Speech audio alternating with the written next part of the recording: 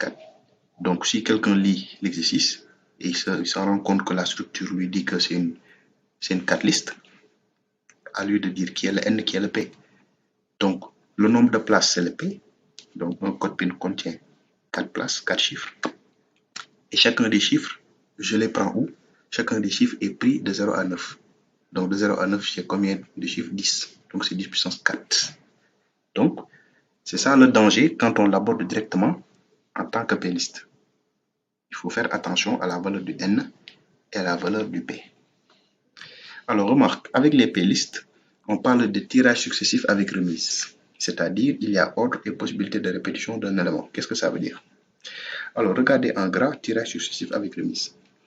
Alors, dans le cadre du code PIN, c'est un tirage successif parce qu'on choisit successivement des chiffres du code PIN. Pourquoi avec remise? Parce que ce n'est pas forcé que les chiffres du code PIN soient différents. Un chiffre qui avait été choisi pour le chiffre précédent va encore revenir pour le chiffre suivant. Alors, il y a ordre bien sûr, parce que les chiffres sont placés dans l'ordre. Si l'ordre n'est pas respecté, ce n'est plus le même code PIN que l'on cherche. Et il y a possibilité de répétition d'un élément, c'est ce qu'on disait avec la remise. Par exemple, les deux codes composés des chiffres 2, 5, 4, 1 et 5, 2, 4, 1 sont différents, parce que ce n'est pas le même ordre. Alors, et on peut avoir par exemple le code 1353. Le chiffre 3 est répété.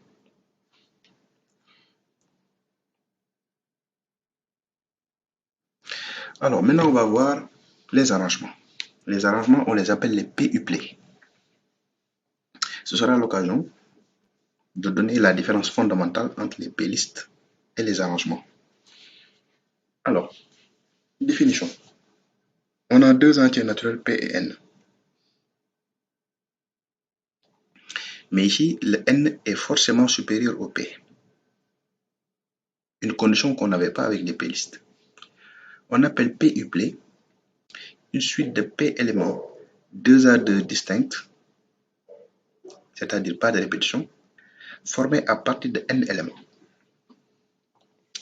Donc, pour simplifier, on peut dire que les PUplay, donc, faisant référence aux arrangements, ce sont des P-listes entre guillemets, mais tels que la valeur du N est toujours supérieure à la valeur du P et qu'il n'y a pas de répétition. C'est-à-dire que tout élément qui a été choisi précédemment pour un autre élément ne peut pas être choisi encore par la suite. Alors, le nombre de PUplay qu'on peut former à partir de N éléments, N supérieur ou égal à P, est égal à N fois N moins 1 fois etc. jusqu'à N moins P plus 1. Alors, si on utilise la notation factorielle, comme tout à l'heure, c'est un produit qui ne va pas jusqu'à 1. Donc, ce n'est pas une factorielle. Mais comme on s'arrête à mi-chemin, on peut dire que c'est le rapport entre deux factoriels. Alors, quels sont ces factoriels-là? C'est N factoriel et N moins P factoriel. Parce que regardez ici, le produit s'arrête à N moins P plus 1. Après N moins P plus 1, il y a N moins P. Et donc, de N moins P jusqu'à 1, c'est la factorielle de N moins P. Et donc, puisque le produit démarre à partir de N, c'est comme si c'était une factorielle incomplète qui s'arrête à N moins P plus 1. Donc, c'est N factoriel sur N moins P factoriel. Et ça, c'est simplifié par la notation suivante. On note ANP. Donc, A pour arrangement, N pour dire la valeur du N, et P, la valeur du P.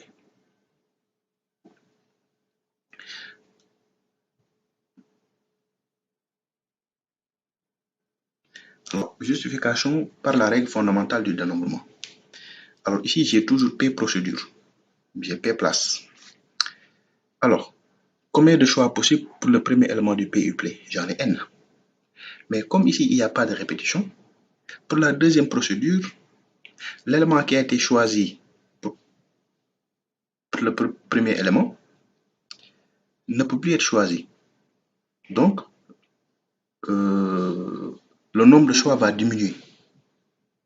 Donc là, j'aurai N-1 choix possible pour le deuxième élément.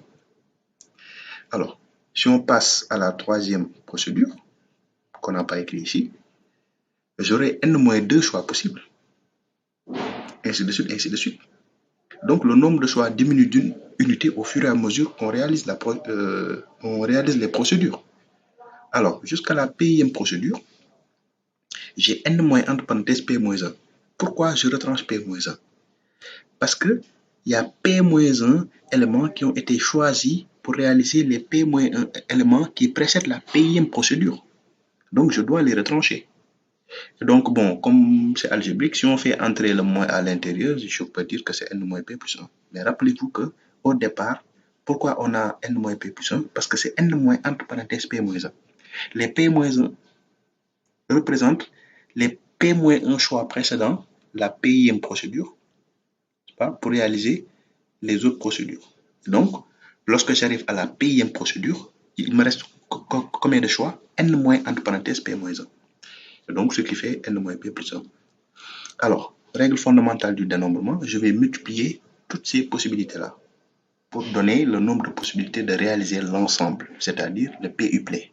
Alors, ce qui fait n fois n moins 1 multiplié par n moins P plus 1. Donc, la différence avec les P-listes, c'est que le nombre de choix décroît d'une unité au fur et à mesure. Alors que si c'était les P-listes, le nombre de choix est constant. Alors, exemple. 10 chevaux de course prennent le départ.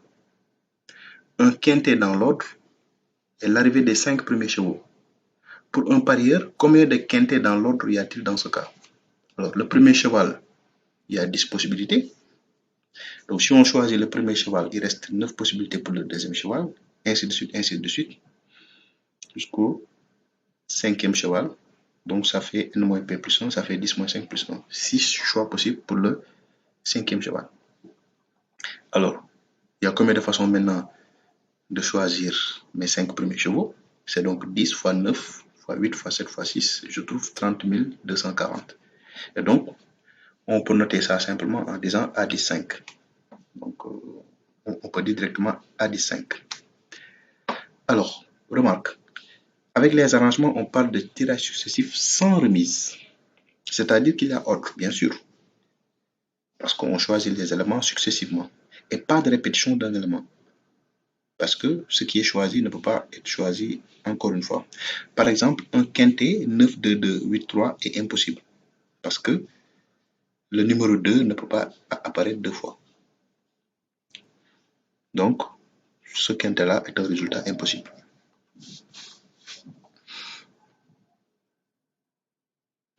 Alors, le cas particulier, toujours pour les arrangements, on a les permutations. Les permutations, c'est un cas particulier d'arrangement lorsque le P est égal à N. Là, il y a saturation. C'est-à-dire que le nombre de choix est égal au nombre de places. C'est-à-dire que là, on va placer tout le monde. Tout le monde va y passer. Alors, si P est égal à N, on a N uplé. Et donc, dans ce cas, c'est la liste de N éléments distincts à partir de N éléments distincts. Donc, il s'agit seulement de ranger ces N éléments-là. C'est ça. Si P est égal à N, ça veut dire que le nombre de choix est égal au nombre de places. Donc, comme le nombre de choix décroît, il s'agit seulement de placer tous les éléments. Donc, ça veut dire qu'il s'agit seulement d'ordonner tout le monde. Alors, le nombre de possibilités donc, est n fois n moins 1 multiplié par etc. multiplié par 1, ça donne n factoriel.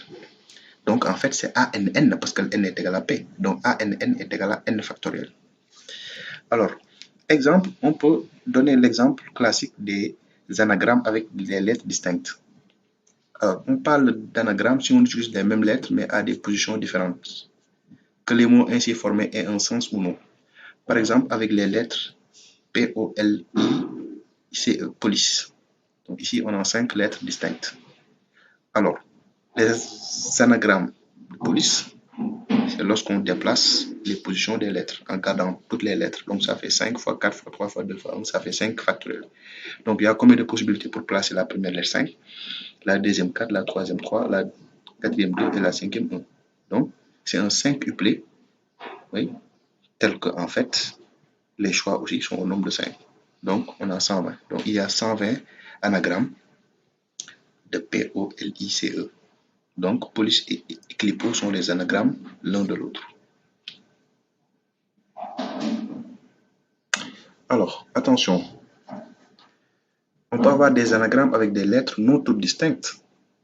Par exemple, si je dis B-A-N-A-N-A-S, bananas, j'ai 7 lettres. Je veux faire l'anagramme de ces 7 lettres-là. Mais ici, le danger, c'est que il y a des lettres qui se répètent, comme la lettre A qui revient 3 fois et la lettre N qui revient 2 fois. Alors, j'aurais pu dire 7 factoriel, mais le problème, c'est que quand des lettres identiques se succèdent, la permutation n'est pas visible.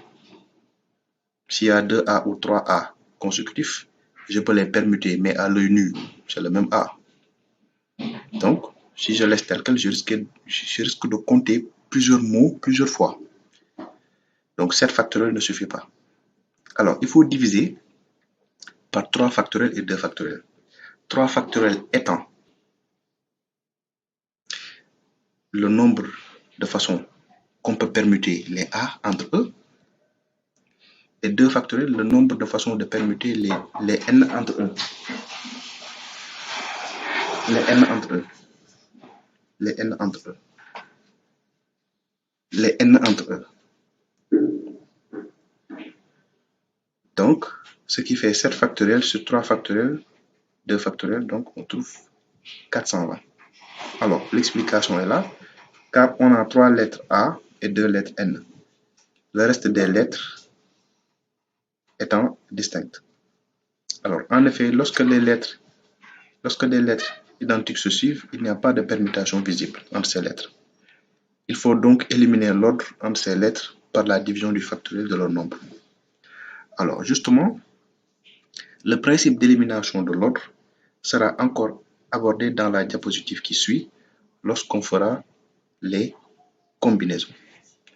Alors, on va arrêter cette deuxième vidéo ici et la suite, on va la voir avec les combinaisons.